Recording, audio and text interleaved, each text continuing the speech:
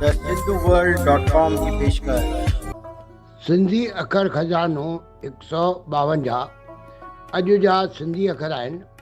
चरित्र लेखक या जीवनी लेखक, जन्म साखी, जीवनी, जीवन कहानी या सवां उमरी, जीव शास्त्र जो माहिर या जीव विज्ञानी, इल्म हयात या जीव शास्त्र, चुरंदड़ तस्वीरूं ॾेखारण वारो आलो।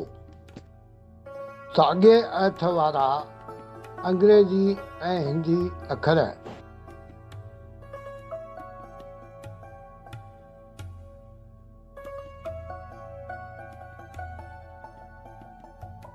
भगत कंवरराम जो चरित्र लेखक तीर्थ बसंत साहित्य अकादमी अवार्ड 1959 में हासिल करण वारो पहिरियों सिंधी साहित्यकार आहे।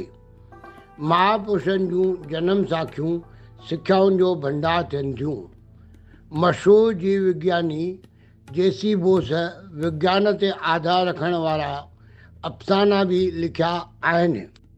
टीम TSW जी सिंधी भाषा वाधारे जी कोशिशुनि में सहयोग ॾियण लाइ तव्हां बेहद घटि ख़र्च ते हिकु वीडियो स्पॉन्सर करे सघो था। विज्ञान जी साह वारनि जे अभ्यास सां लाॻापो रखण वारी शाख खे इल्म हयात चइबो आहे। पुराणे समय में चुरंदड़ तस्वीरियूं ॾेखारण वारो आलो लॻल दॿो ॿारनि जी कशिश जो मर्कज़ हूंदो हुओ। सिंधियत सुहिणी रहे।